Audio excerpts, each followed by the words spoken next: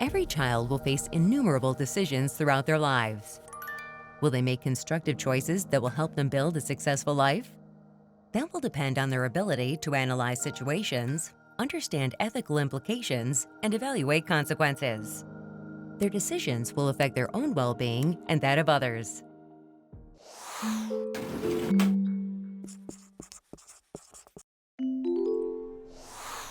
I think for responsible decision making, what we're really talking about here is teaching kids to think through all the parts of a problem and really understand it in a deeper way, so that they're not making impulsive decisions, that they're thinking about, if I make this decision, what are the consequences of that decision? So we're actually trying to think through a few steps ahead.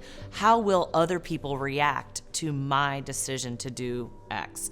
That's actually involving your social awareness and your relationship skills as you're thinking through your responsible decision making. When you're thinking about responsible decision making, we have to think too as adults, how much do we help kids make decisions? We have a lot of kids in college and young adults, anxiety and depression's through the roof, and I think there's a lot of kids that turn into adults that aren't sure how to make a decision on their own. So the idea as teachers and parents of supporting our kids in decision making and also letting them deal with natural consequences of their decisions when we know it's not going to hurt them, of course. And again, it's case by case and it depends on age, but it's really important to think about us as scaffolding them, but we want them to be able to eventually make independent decisions that hopefully are the right ones for them.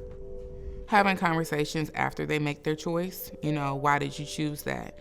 What could you have done differently? Was that the best choice? And really allowing them to construct their understanding or verbalize the way that they made that selection.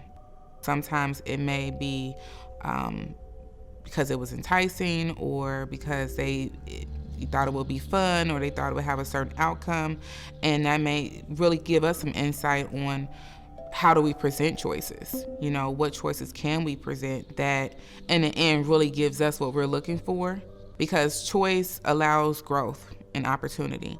As we think about discipline or consequences, really having our young people think through what happened, why did I do what I did, how did that make others feel, and then what's appropriate for me to do now, both in terms of having a consequence, but also to repair the damage.